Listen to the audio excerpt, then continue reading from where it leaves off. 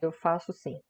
Então, perispírito é uma coisa que eu já tenho pronta. Se mais alguém quiser, depois a gente vê, tá bom? Na próxima aula eu vou perguntar aqui mais alguma coisa, se vocês quiserem, vocês vão me dando, depois eu vou projetando aqui, eu vou fazendo a aula, tá bom? Então vamos lá. Eu não sei o que alguém me perguntou alguma coisa, eu acho que eu me perdi. Desculpa, eu não sei o que é. Ah, foi a Edith? Não, né? Acho que ela não tinha escutado. Que a nossa aula vai ser sempre nesse mesmo horário, próximo volume, vai ser Os Mensageiros. Eu vou dar para vocês as 2 semanas entre o Natal e Ano Novo de férias, depois eu retorno de novo para as nossas aulas, tá bom? Isso era mais uma coisa que eu queria falar também. E depois vocês vão me passar, vocês podem me passar pelo meu privado, os temas que vocês gostariam que fosse feito aulas extra. Aquilo que eu já tiver pronto, eu dou prioridade em fazer já. E o que eu não tiver, eu vou preparando e no momento oportuno eu marco uma aula extra, tá bom? Que nem eu fiz do Fluido Cósmico Universal, que tá o link para todo mundo que quiser assistir depois, tá? Vamos lá. O nosso assunto vai falar sobre as mulheres, sacrifício de mulher.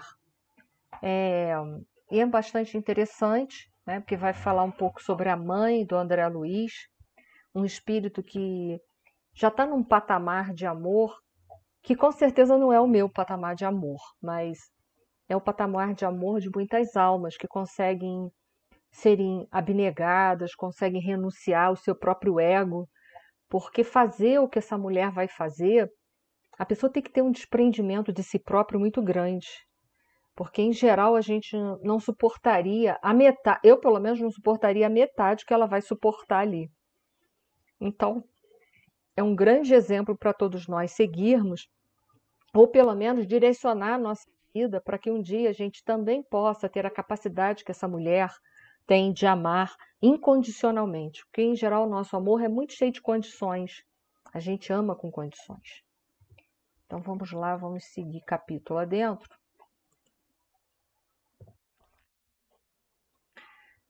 Primeiramente, André Luiz, ele começa nesse capítulo com saudade da família dele. Ele evita perguntar porque ele já está num outro patamar em que ele leva mais em consideração o que ele recebe do que ele realmente valoriza como um desejo pessoal. Então, mas ele, é claro, né? Ele está com saudade da família e parece que está próximo ao Natal. Então, como o Natal é uma festa de família, porque Natal é uma festa de família, não é igual ao Ano Novo, que não é uma festa de família, mas Natal é. Ele está mais pensativo em relação à família dele, à esposa e os filhos. Porém, ele entende que se ninguém toca no assunto e para permitir ele fazer visita, é que deve ter alguma coisa. E é claro que a gente vai ver daqui mais uns capítulos que tem realmente alguma coisa que ele precisava estar mais estruturado emocionalmente para poder lidar.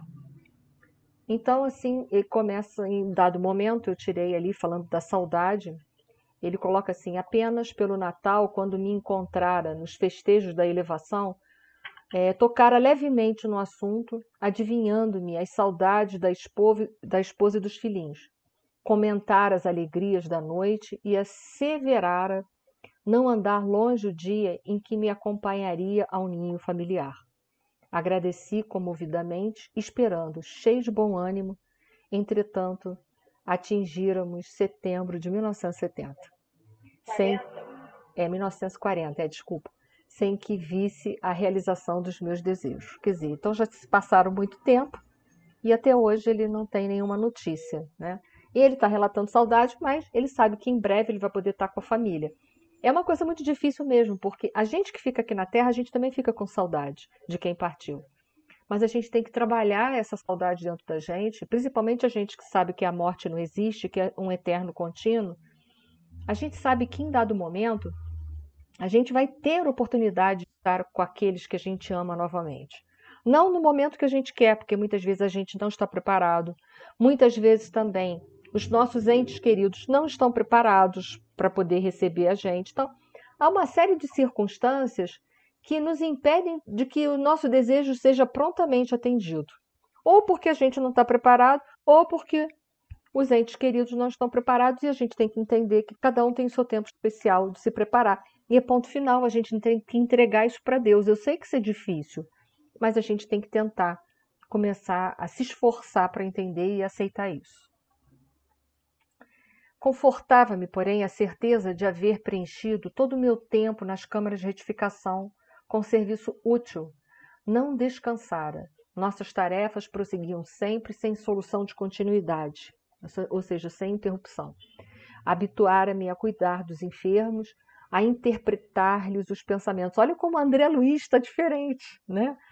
Ele como médico, ele só olhava para a pessoa como uma doença para tratar.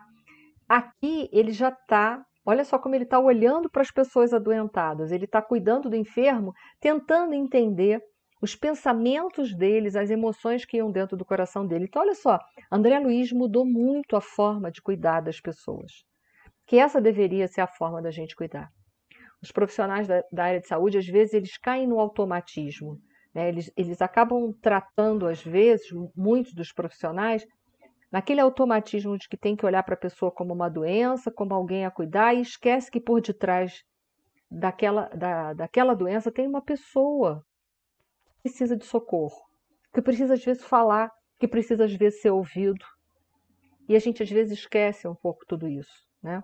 Naquele afã de tentar curar, que na verdade a gente não cura ninguém, a gente sabe que a gente apenas ajuda. Se pudesse curar os outros, isso seria fantástico, né?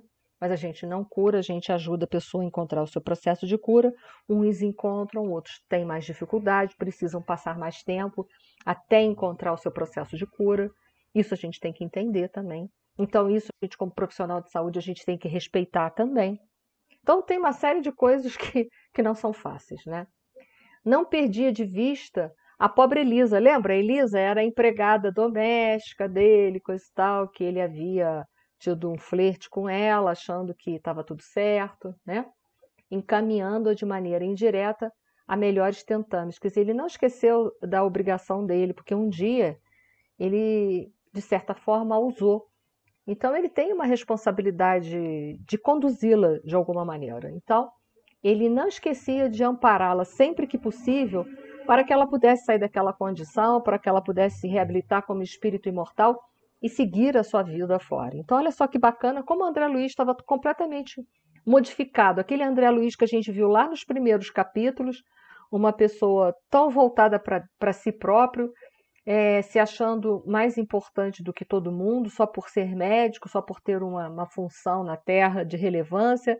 Ele já consegue se sentir gente, já consegue olhar para a gente, saber que as pessoas são gente como ele e já tem sentimentos. Então, o André Luiz mudou muito, lembra? Aquele André Luiz arrogante, ele já não tem mais quase esse André Luiz arrogante, quase que desaparece por completo. Então, a gente vai vendo as transformações dele. E aí vai entrar a mãe dele, né? Que sempre que ela pode, ela vai visitar André Luiz, claro, porque é mais difícil para André Luiz poder visitá-la, né? Porque precisa de tantas condições especiais para levar André Luiz até ela. Então é muito mais fácil ela vir até André Luiz, porque ela é um espírito mais evoluído que André Luiz e está em esferas acima de nosso lar. Com efeito, nos primeiros dias de setembro de 1940, minha mãe veio às câmaras de retificação, né?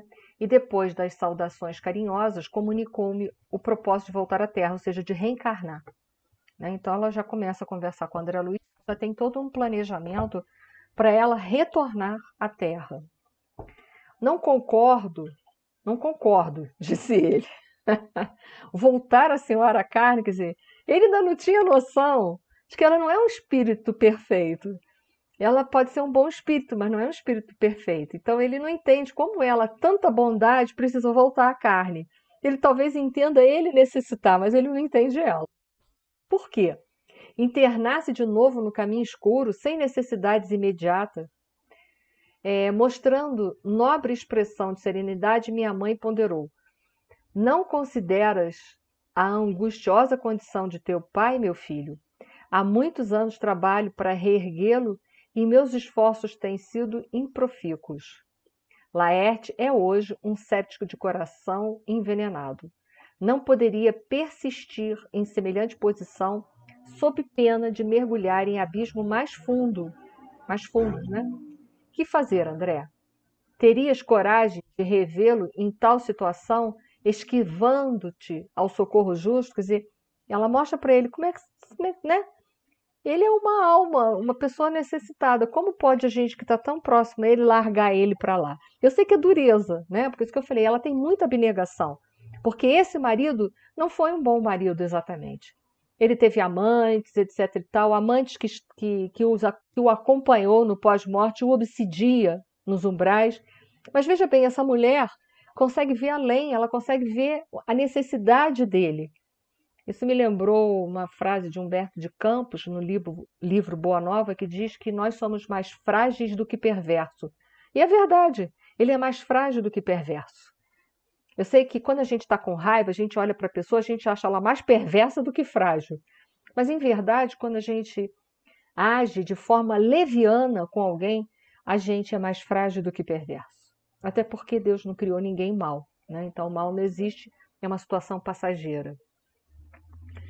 E aí continua, não posso ficar à distância, já que poderei contar contigo aqui, doravante, reunir-me-ei a Luísa, minha filha, a fim de auxiliar teu pai a reencontrar o caminho reto. Então ela está com todo um planejamento e está dizendo, André Luiz, ainda conto com você, que enquanto você esteja aqui em nosso lar, você possa ajudar a gente nessa tarefa, né? O que para André Luiz isso é uma coisa bem diferente de tudo que ele imaginou, né? Porque aqui na Terra, assim, quando as pessoas erram, a gente está acostumado a julgar as pessoas e encarcerar as pessoas. Encarcerar com os nossos preconceitos, com as nossas opiniões em respeito a essas pessoas, a gente acaba congelando as opiniões a respeito das pessoas, a gente coloca as pessoas naquela condição e acha que nunca mais elas vão sair dali. André Luiz, acostumado nessa vida, ele tá aprendendo coisas novas, do que o perdão precisa ser realizado, do que o amor, só o amor pode salvar as criaturas. Quer dizer, André Luiz está num polo oposto de tudo aquilo que ele viveu em verdade. Aí vocês vão falar, poxa, mas e a mãe dele já não era assim? Era, mas lembra, ele quase não dava tanta atenção aos valores dela, né? Respeitava, mas não dava atenção aos valores. O negócio do André era trabalhar, ganhar dinheiro, ele se afinizava mais com a maneira de ser do pai dele, e não da mãe. Isso a gente viu isso para trás, né? Ela era uma alma assim, meio que muito sozinha no lar para manter a condição moral da família. E às vezes, essa é a condição da gente.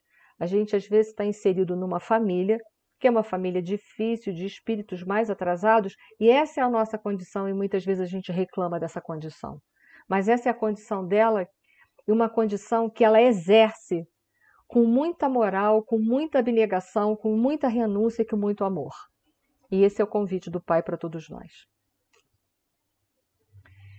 E aí ela vai falar então do planejamento dela reencarnatório, tá? As nossas reencarnações têm planejamento reencarnatório? As nossas reencarnações têm planejamento reencarnatório, tá? Eu sei que tem uma coisa assim dentro do movimento espírita que gosta de fazer um jogo de palavras, que fala assim que nem toda encarnação é planejada, mas toda encarnação tem planejamento. É verdade, nem toda encarnação é planejada. Por quê? Porque tem muitas relações sexuais hoje na Terra fortuitas. Então, muitas vezes aquelas pessoas se aproximam, né? Era previsto que poderiam se aproximar, mas não estava dentro de um planejamento. E elas se aproximam e acabam que a mulher engravida, né? Uma gravidez não planejada em verdade, né? Porque aquela relação não era para ter chegado às vias de fato. Acontece então que um ser está em jogo ali, e aí então realmente, né, aquilo ali não estava planejado para acontecer, mas aconteceu. A partir desse momento, entenda, as reencarnações são planejadas. Não existe ninguém que venha aqui na Terra que as reencarnações estão a esmo, ok?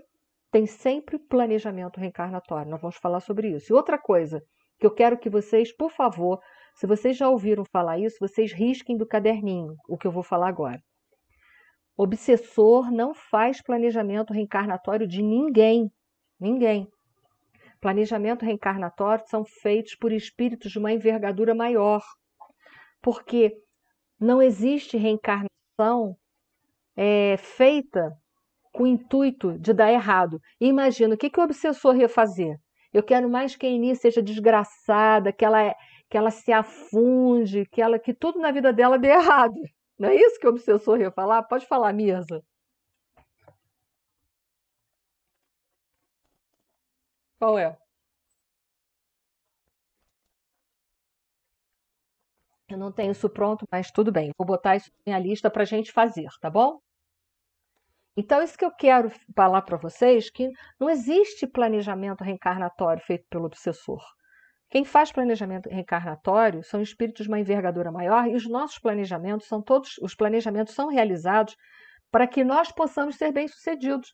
Imagina, o obsessor ia ser uma festa, ele ia falar assim, que maravilha, eu agora acabo com ela de vez.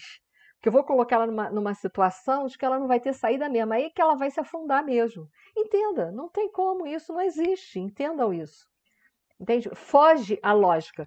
Os nossos planejamentos reencarnatórios são feitos para dar certo. Nem sempre dá? Nem sempre dá. Por quê? Porque a gente aqui chega aqui embaixo e resolve escolher fazer outras coisas. Ah, não, isso está muito pesado, tô afim não. Então a gente pega e não faz. Pode falar, Marlene.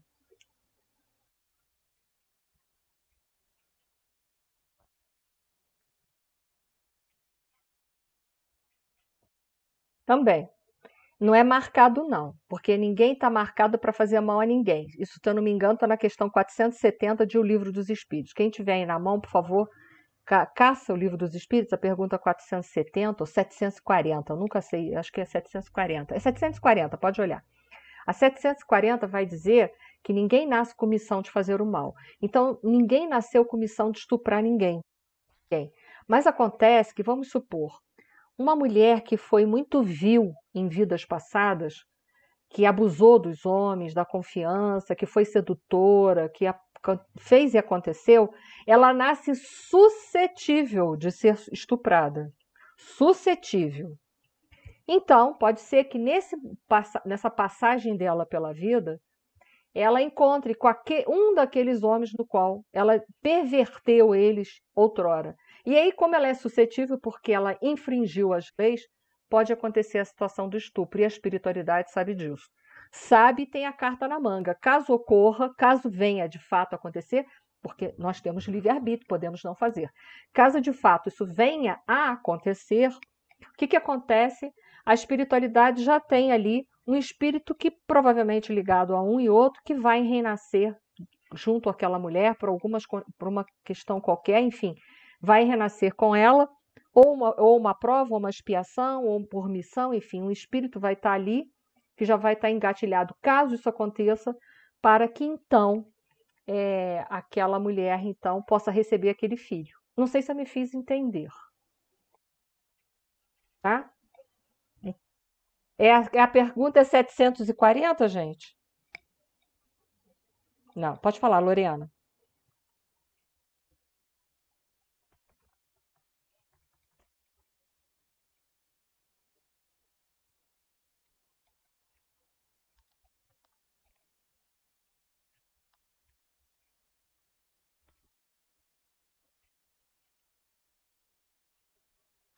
Sim, porque vamos supor, essas relações fortuitas que são feitas aqui na Terra pela gente, a espiritualidade vai. Nós somos amparados pela espiritualidade o tempo todo quando estamos aqui encarnados. Então, vamos supor, eles já sabem que a gente não vai ter uma vida regrada sexual, porque isso já é o nosso desafio nessa encarnação, regrar a vida sexual. Então já sabe que esse é o nosso calcanhar de Aquiles. Então, sabe que a gente corre risco de ter muitas relações fortuitas ao longo da vida e dentro dessas relações fortuitas, que sem querer a gente pode bobear por exemplo, engravidar. Então a espiritualidade já sabe as nossas tendências para o bem e nossas tendências para o mal. Então, nesses casos, a gente tem que entender que a espiritualidade não dorme. Se vê que dentro de uma relação dessa fortuita poderá vir a ocorrer uma gravidez, ali já tem um espírito que vai ser adequado para aquela mulher receber. Entenda isso. Tá? Pode ser um resgate de outrora, um inimigo. Tem até um livro do André Luiz, que agora eu não me recordo qual é, que a moça, ela vivia na bagunça e ela engravida. E aí ela quer tirar, mas aí é feito de tudo, a espiritualidade, a mãe dela vem, acho que era a avó, vem, faz um preparo, faz de tudo para ver se ela não aborta. E por quê? Porque aquela alma que ela estava recebendo era um obsessor dela de outrora.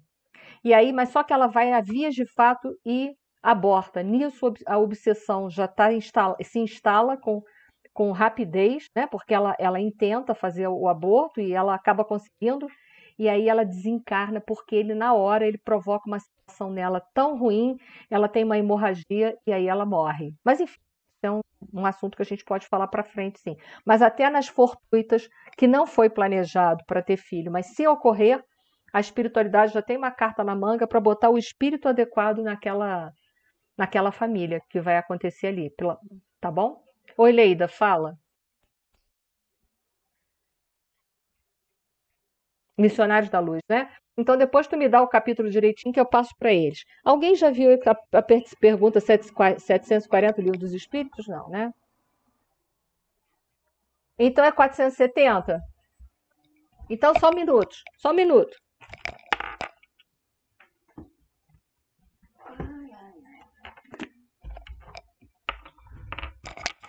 Só um minutinho, tá, Edith? Que eu tive que mexer aqui no microfone. Só um minutinho, gente, que eu vou catar aqui, porque o meu já tá no esquema, né? O que de vocês não tá. Nem todas as perguntas. É 470 a pergunta. 470. 470. 470. 470. Vou ler para você. Os espíritos, a pergunta 470. Os espíritos que procuram induzir-nos ao mal e que põem assim em prova a nossa firmeza no bem, receberam missão de fazê-lo? E se é uma missão que cumpre, terão alguma responsabilidade nisso? Resposta: nenhum espírito recebe a missão de fazer o mal. Quando o faz, age por conta própria e, por conseguinte, sofre as consequências. Deus pode permitir que ele o faça para vos provar, mas não o ordena, cabendo a vós repeli-lo. Ok? 470 de O Livro dos Espíritos. Então vamos lá. Vou seguir, tá? Vamos ver um pouquinho sobre planejamento reencarnatório. Já dei uma boa pincelada. Não seria possível. Ele está tentando de qualquer maneira tirar da mãe dele a cabeça de retornar com o pai. Não seria possível. Estudei detidamente o assunto, diz ela. Meus superiores, olha aí, superiores hierárquicos, foram acordes no conselho. Não posso trazer o inferior para o superior, mas posso fazer o contrário. E é verdade, né? A gente, como vai obrigar o inferior a subir? Somos nós que estamos em cima que temos que descer. Muito será cobrado a quem muito foi dado. Lembra que Jesus falou sobre isso? Então a gente precisa compreender que esta tarefa é daquele que está numa posição superior, tá? Então vamos lá. Que me resta senão isso? Não devo hesitar um minuto. Tenho em ti o amparo do futuro, disse ela para o André. Não te perca, pois, meu filho, e auxilia tua mãe, quando puderes transitar entre as esferas que nos separam da crosta. Entremente, zela por tuas irmãs, que talvez ainda se encontrem nas sombras do umbral, em trabalho ativo de purgação. Estarei novamente no mundo em breves dias, onde me encontrarei com Laerte para os serviços que o Pai nos confiar. Eu não sei se tem alguém com o microfone aberto que quer se dirigir a mim, é isso? Então tá. E aí continua o diálogo. Não, disse minha mãe com significativa expressão. Com a colaboração de alguns amigos, localizei-o na Terra. A Terra a semana passada, preparando-lhe a reencarnação imediata. Ou seja, olha só, o Laerte não vai participar do planejamento reencarnatório dele. Por quê? Porque o Laerte está numa condição muito ruim, ele não ouve, ele não vê a espiritualidade superior, ele não tem condições, ele está muito perturbado.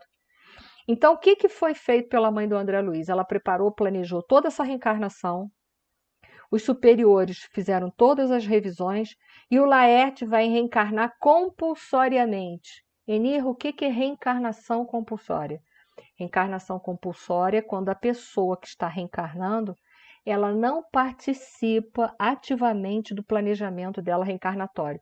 É feito o planejamento por espíritos superiores e aí ela reencarna sem dar pitaco.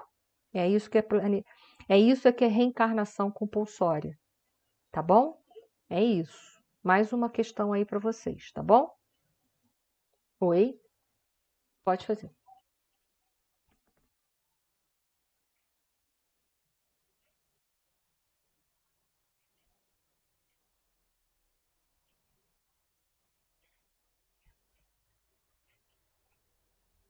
Tá, não, deixa eu só te falar. Aí, o que o Divaldo recebeu foi moratória, né?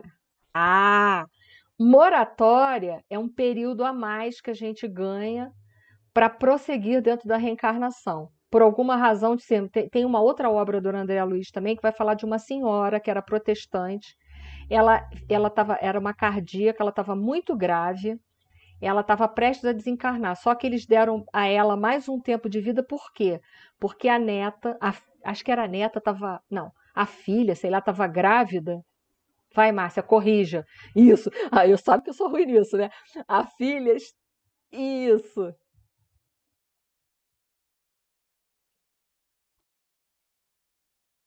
Isso mesmo, é isso aí, bem lembrado, tá? Então, o nome disso é compulsória. A pessoa ganha, compulsória, desculpa, é moratória. A pessoa ganha um tempo a mais para ficar aqui por uma razão de ser qualquer, tá?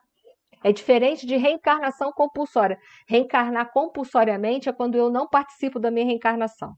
Quando eu já estou reencarnada, se a espiritualidade acha que eu já deveria ter morrido mais, que eu tenho que ficar mais um tempo, eles me dão uma moratória, que é um tempo a mais de vida, tá?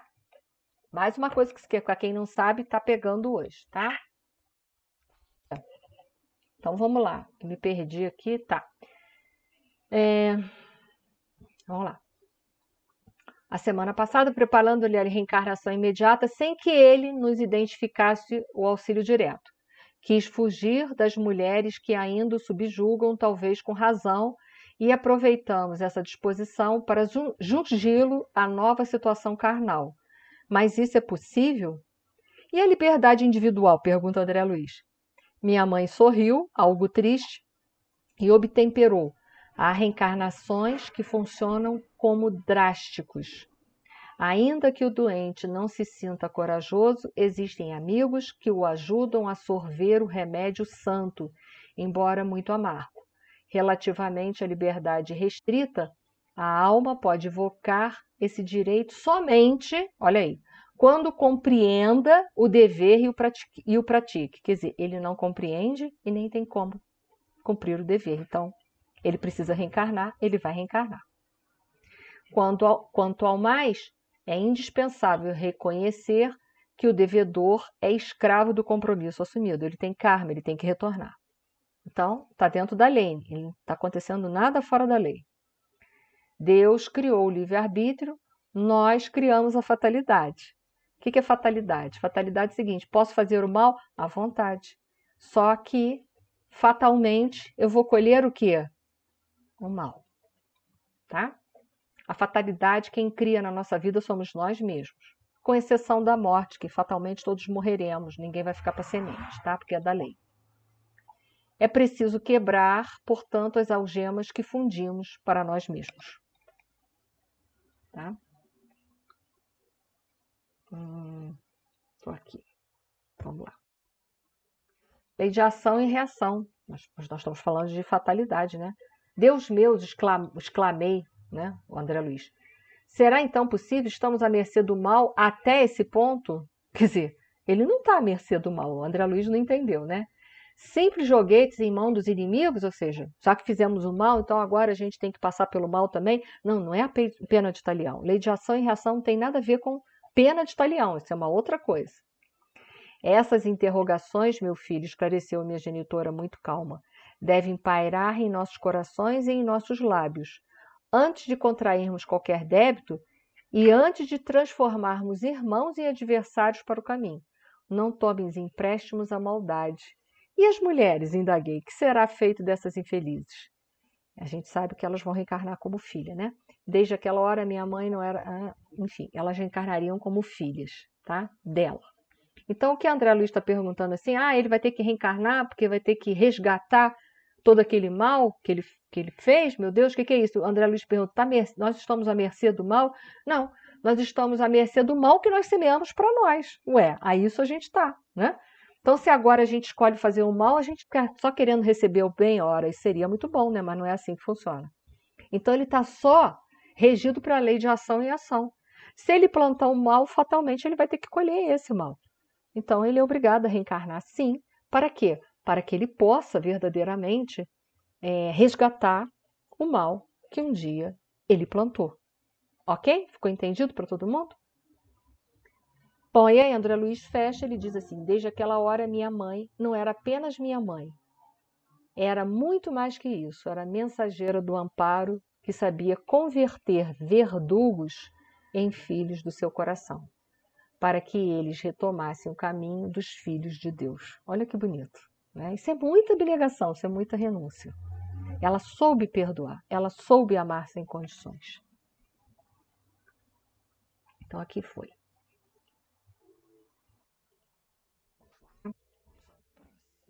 Próximo. Vamos lá.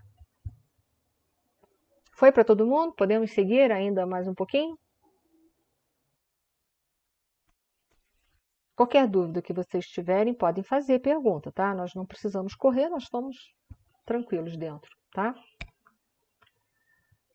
A volta de Laura. Dona Laura também está para voltar. Olha que legal, né? Todo mundo reencarnando, olha que maravilha, né? Também está preparando para retornar à Terra. Também, olha aí o assunto, novamente volta à baila, o planejamento reencarnatório, a reencarnação.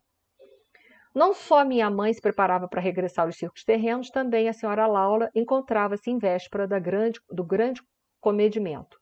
Avisado por alguns companheiros, aderia à demonstração de simpatia e apreço que diversos funcionários, particularmente do auxílio da regeneração, iam prestar à nobre matrona por motivo de sua volta às experiências humanas. Então, eles iam se despedir, os amigos mais próximos dela iam se despedir dela porque ela estava prestes a reencarnar, coisa que ela já vinha se preparando há muito tempo, né? Numerosas famílias foram saudar a companheira prestes a regressar. Os visitantes, na maioria, cumprimentavam-nos carinhosos, ausentando-se sem maiores delongas. No entanto, os amigos íntimos lá permaneceram até alta noite. Tive, assim, a ocasião de ouvir observações curiosas e sábias sobre a reencarnação dela. Vamos ver que observações eram essas. Mas, para tal, eu quero chamar a atenção para duas perguntas do Livro dos Espíritos que são de suma importância para nós aqui. Uma é 167, eu inverti ali a ordem, mas é importante. Qual o fim objetivado com a reencarnação? Para que a gente tem que reencarnar? Para expiação, porque lembra, se a gente plantou o mal fatalmente, a gente tem que colher, né? A gente tem que dar conta dessa semeadura. E melhoramento progressivo da humanidade. Sem isso, onde a justiça? Né? Sem isso, as injustiças ficariam aí, sem jamais serem corrigidas, sem jamais que a justiça também pudesse se implantar definitivamente na Terra. Então, nós reencarnamos para evoluir, para melhorar o nosso senso de justiça, para nos quitarmos com a própria justiça e para fazer com que a justiça possa predominar na Terra. Então é para isso que a gente reencarna. E aí a gente tem que pensar se a gente está dentro disso. Né? Que isso é uma coisa bem séria. A outra pergunta que parece semelhante, mas não é, é a 132. Qual o objetivo da encarnação dos espíritos? Uma pergunta por que eu tenho que voltar várias vezes. Eu tenho que voltar várias vezes para corrigir o mal que, porventura, eu tenha semeado aqui na Terra, e é da minha responsabilidade dar cabo dele e fazer com que a lei de Deus prevaleça e não a minha injunção injusta, digamos assim. Né? Mas a 132 vai me perguntar qual o objetivo de eu estar encarnado aqui. Então eles colocam assim, Em suma, eu estou reencarnada aqui para passar por provas e expiações, é para isso, provar o que eu preciso para prosseguir a meu melhoramento, expiar as faltas de outrora, mas também, vocês vão ver essa pergunta, depois vocês vão ler, para mais uma coisa que nós precisamos fazer, que ele coloca ali, visa ainda outro fim, a encarnação, a de pôr o espírito em condições de suportar a parte que lhe toca na obra da criação. Então, todos nós somos responsáveis por melhorarmos esse planeta.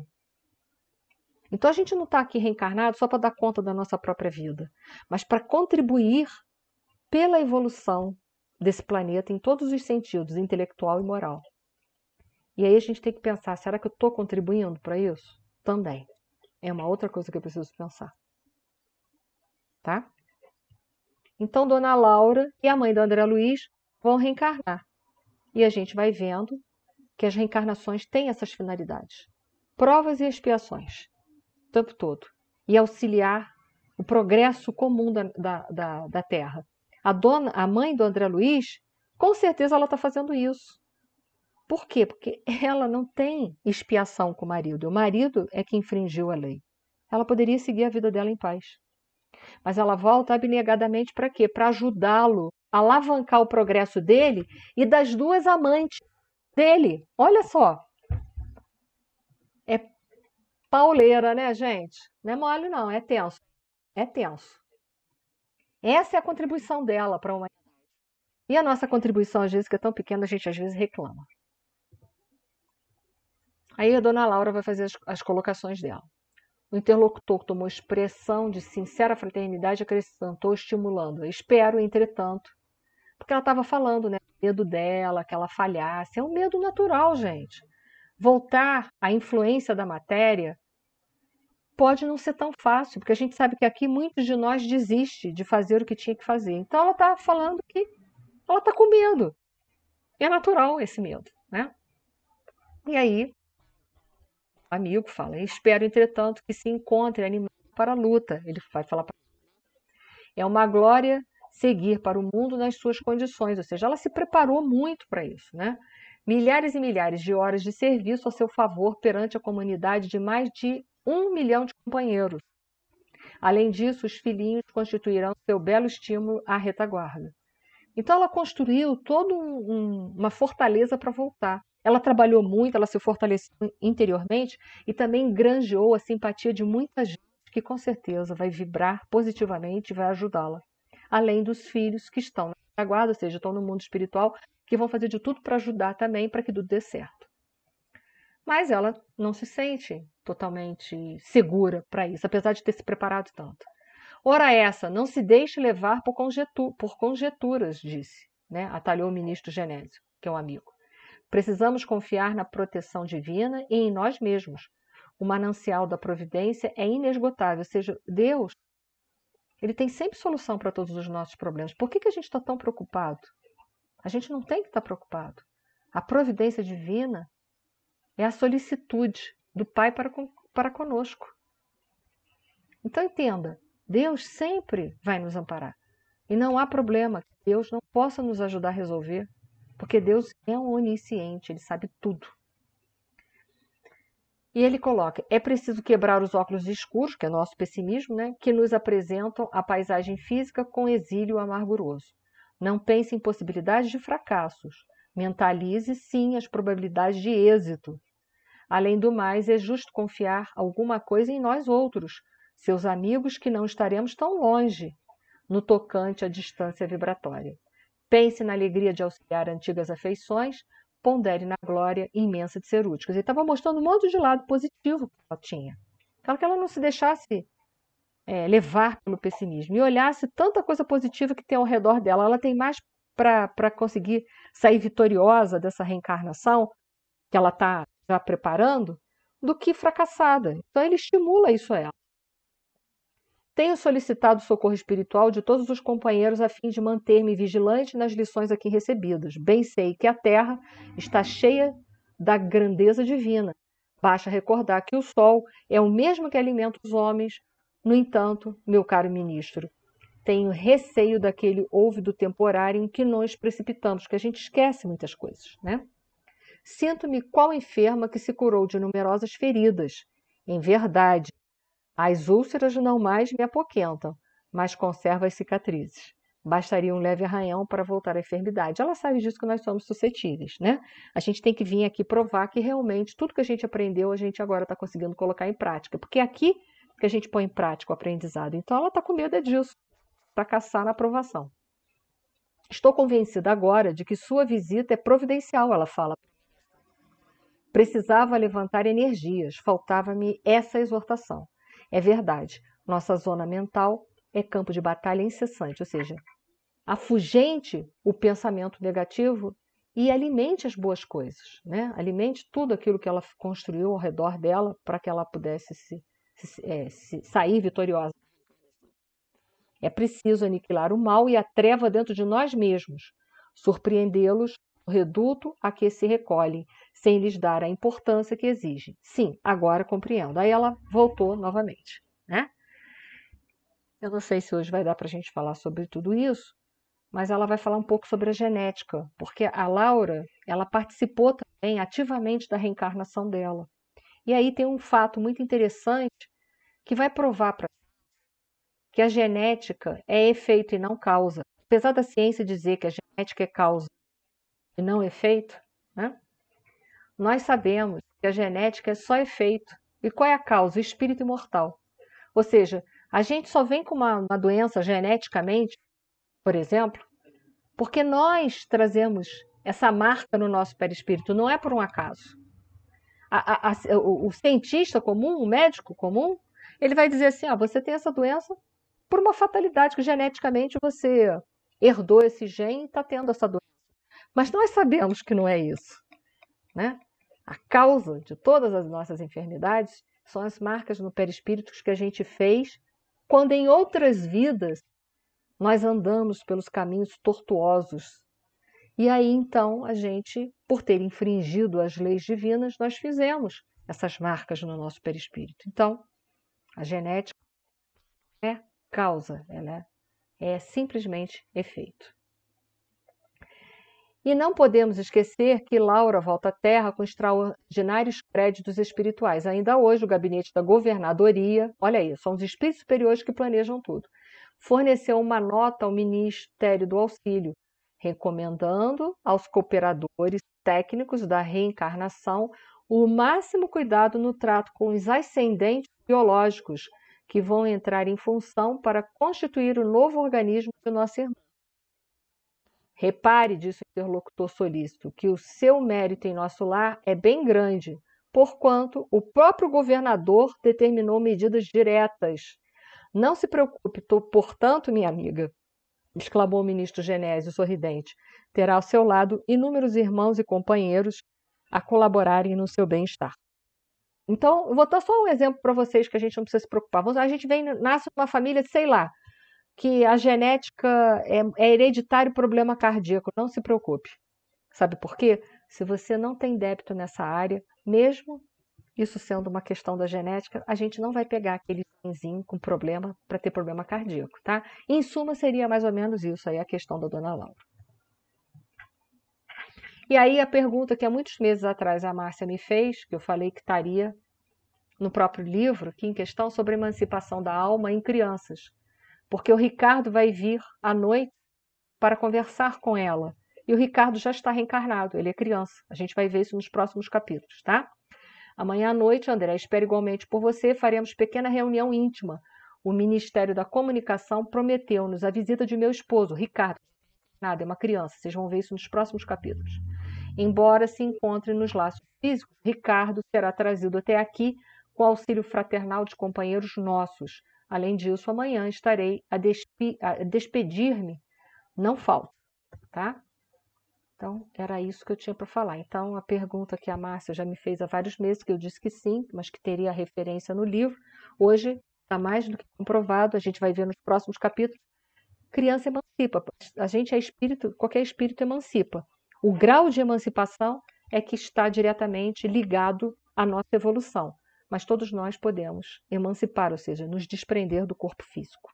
Tá bom? Tem alguma pergunta, gente? Ainda temos 10 minutos. Ó, rendeu, hein? Alguma pergunta?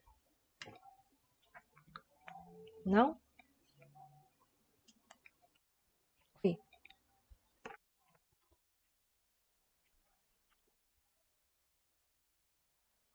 Uhum,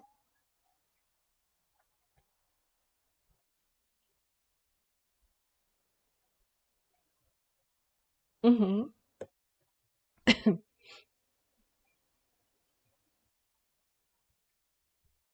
A mãe do André Luiz, que ninguém sabe o nome porque ela não diz. Ah,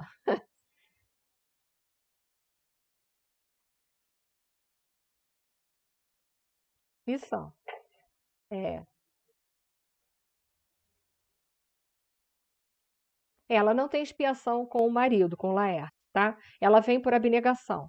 Ela vem por missão amparar o marido concomitante